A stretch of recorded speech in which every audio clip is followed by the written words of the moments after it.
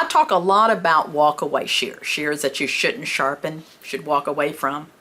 Sometimes they're walk-away shears because they don't appear to need sharpening. That's the way these Tondeos are that came into me for sharpening. Let's take a look at it and see what I'm going to do with them.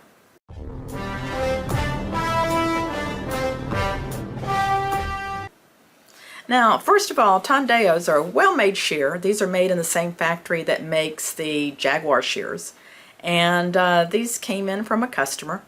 And they're just a little bit on the loose side, but not bad. Let's see how they cut.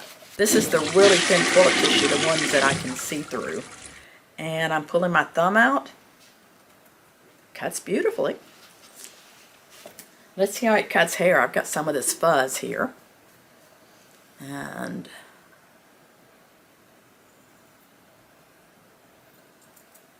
no pulling. Cuts hair nice. I'm running my thumbnail down it. Maybe a little tiny nick here, but not enough that I would think it would interfere with anything. They feel sharp. I mean, really sharp. Let's see how they cut wet.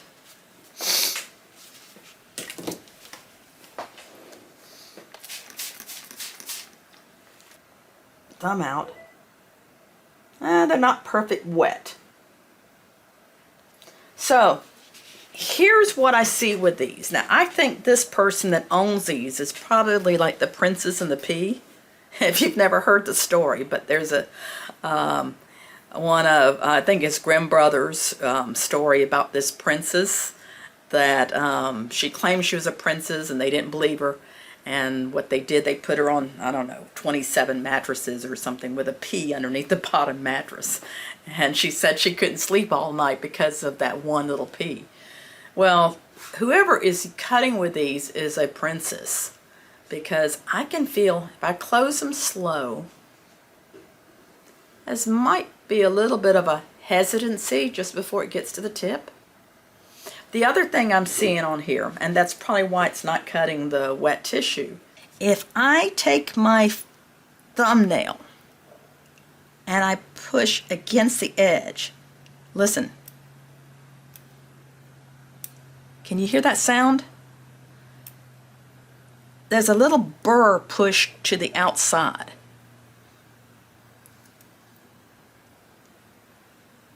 That was left behind by the last sharpening.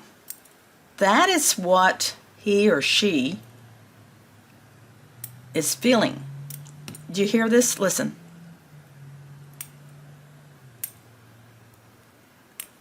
There's some burr that's pushed back there. So I need to go in, reestablish that edge, and get that little bit of burr off. Now, if I had just sharpened these and they weren't happy, I'd probably just go over it with a nail buffer or maybe a ceramic stone or something. But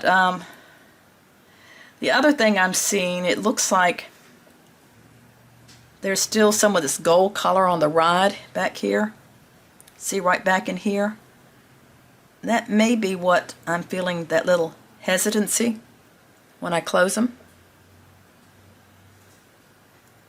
So I'm going to work on that rod a little bit, and then I'm just going to go back and re-sharpen them. And these I would need to sharpen as a beveled edge. And I want to try to find that same exact angle if possible.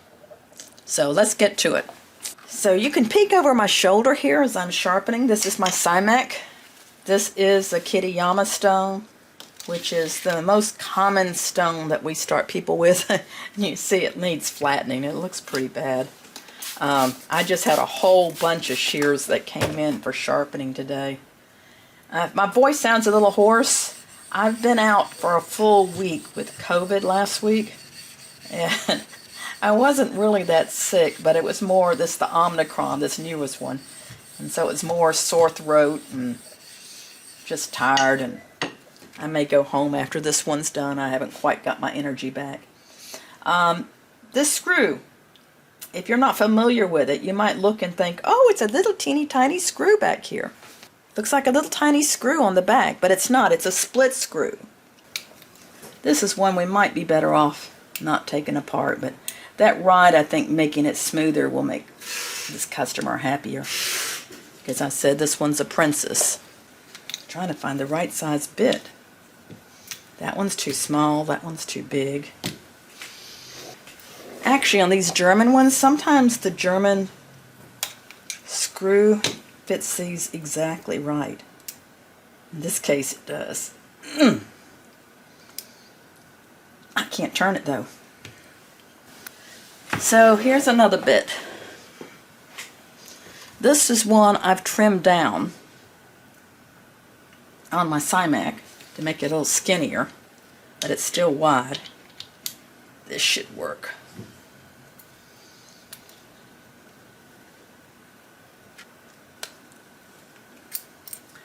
At least I can get it started. Then maybe I can finish it with my fingers.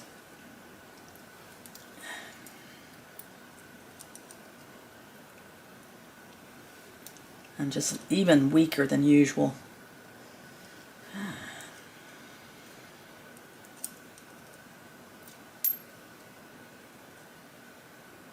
So, what I want you to see, how it's one screw, it's not a two-piece screw, and it has a split in the screw, and this washer might need to be replaced. Let's see. It looks okay. See that little split? And the theory behind it is that it should open up and hold that adjustment good. And it was holding the adjustment good. But here's what I'm looking at now. I still have this gold colored right in here. I'm going to do a few strokes on this 1000 grit side. And I don't even need to color it in with the marker because you can see where the gold is. And I'm concerned about getting this smoother here.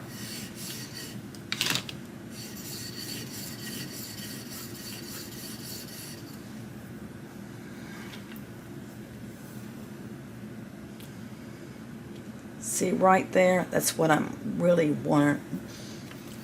Oh, right there is what I'm really wanting to work on.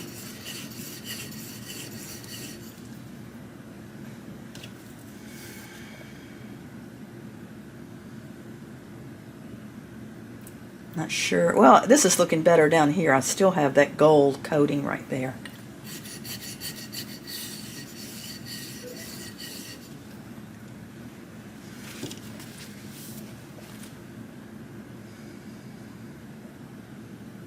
Might leave well enough alone. Let's see what this one looks like.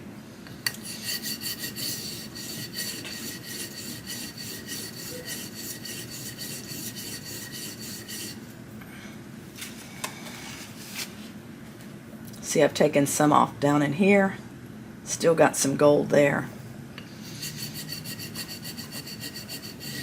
I think this will make it 100% smoother.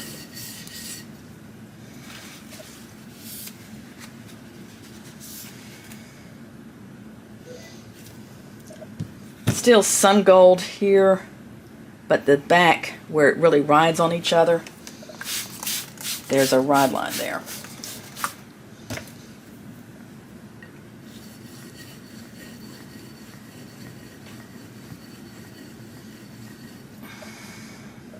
And I'm working this a little bit more than I normally would a bevel edge shear. I don't want to overdo it. I don't want the ride to be creeping across. But that looks a whole lot better.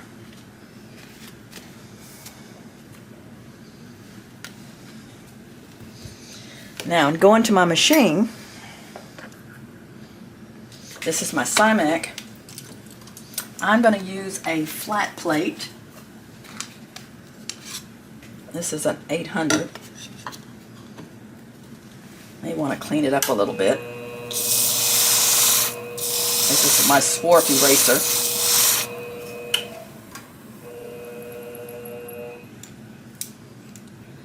And I'm going to guess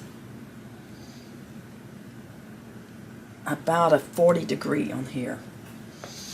Now, I'm going to be teaching some classes coming up on how to guesstimate the right angle for sharpening. Let's set it at 40 and see. Put a little red Sharpie on it.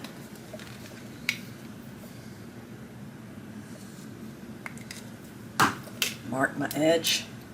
I can assume if one side, in most cases, I can assume if one side is an angle, the other side will be the same angle. And that's 40 degrees, and that's right on the money. Can you see I've removed the red here? So that angle is right on the money. I'm looking down to make sure I'm at the right angle and I'm hitting it right where I want to be.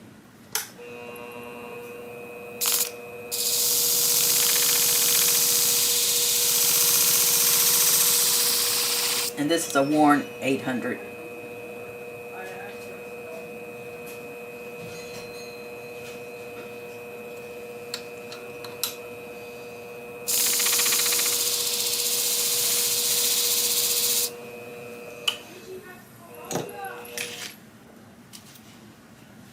So I'm removing that burr I created.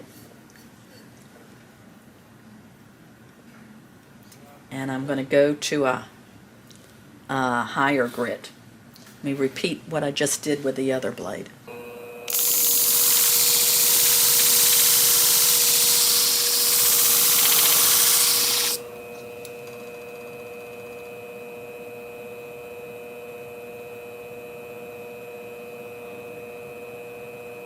Double checking, making sure I've got a burr all the way down, which I do.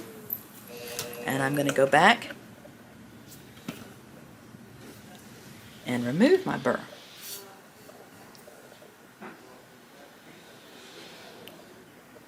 It's gone. Now I'm going to go to a finer grit. This is a 1200.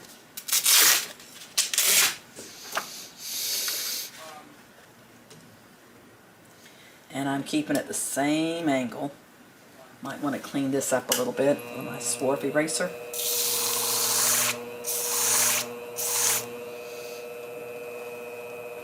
And I'm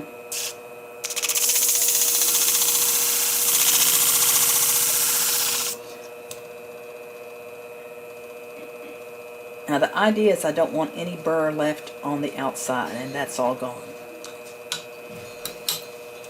Somebody sent you a present. Do you want to see it? Yeah, yeah. I'll bring it to you. Bring it to me.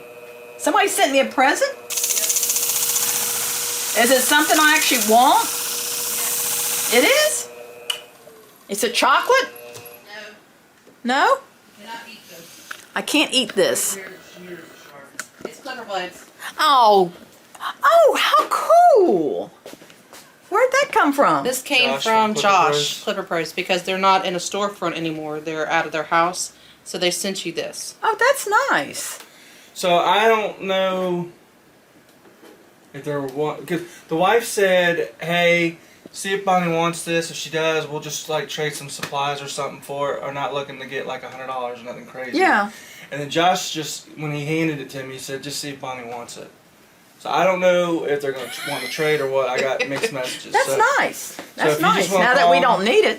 Call them, say thanks, and then see if they want anything for it or whatever. You say hi to the world. Say hi. He doesn't feel good today. I know how you feel. I was sick all last week. Go get in the car. Still a little hoarse. Does he need to come back to my house? I'm going to stay home to about 11, and I think Misty's going to come home then. Gigi, Yeah. have you listened to the Bruno song? Listen to the what? The Bruno song. Bruno song. Mom's favorite Disney song now. Crazy around here. Let's finish up these scissors. Where was I on these? Okay, I've created a little bit of burr.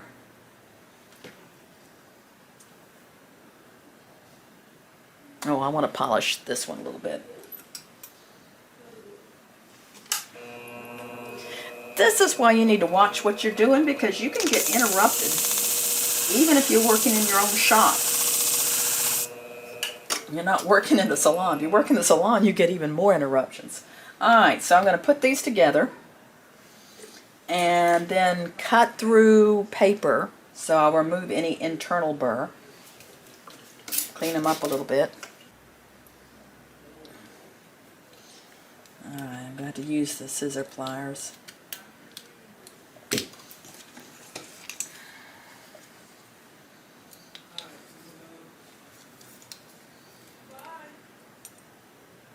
When you adjust the screw-on scissors, they need to be either all the way open or all the way closed.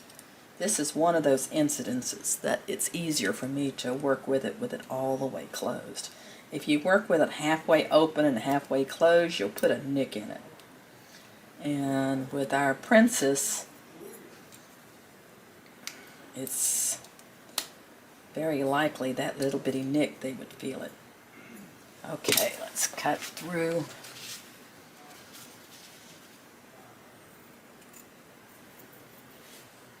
Okay, that roughness I felt is gone. And the adjustment is about right.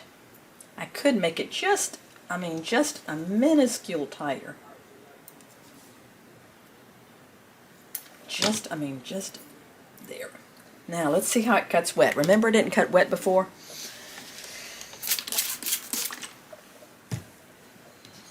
Now if I was in the salon, I would probably... See, it's not cutting wet. See? It's still not cutting wet. So this is where I would bring the nail buffer. I'm going to assume there's some burr left on the outside. And I'm on the edge. And then smooth, flat on the inside. They definitely feel smoother, but they're not cutting wet. Ah, look at there. Now it's cutting wet. When they cut hair and when they cut hair and they won't cut wet, that's probably some little burr that's left behind, or a nick. If you don't feel a nick, it's probably a burr. So I've removed that outside burr. I've got them smoother. I think this customer, even though she's very picky, is going to be very happy with them. Let's check them on some hair.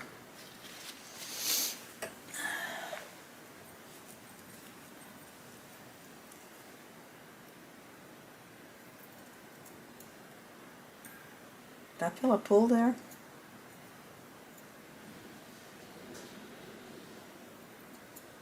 No, feels good. So that's a shear that in the salon in the past I might have walked away from. Now I just figure that person is very, very picky, and if I can please them, then I'll have a customer for life. And they're also the type of person in the salon that everybody else knows that they're picky or snickety. So I'm going to oil it and we'll send it back. Hey, if you're new to my channel, I do a lot of sharpening videos. You can go back and check some from history. We have a sharpener's jam we put on that is mostly free. Some of them are paid classes.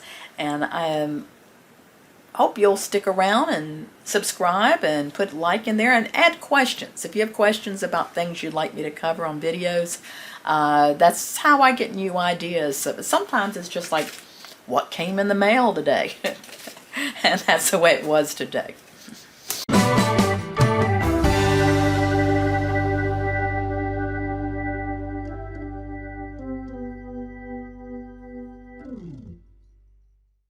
And sharpening the German scissor for the persnickety.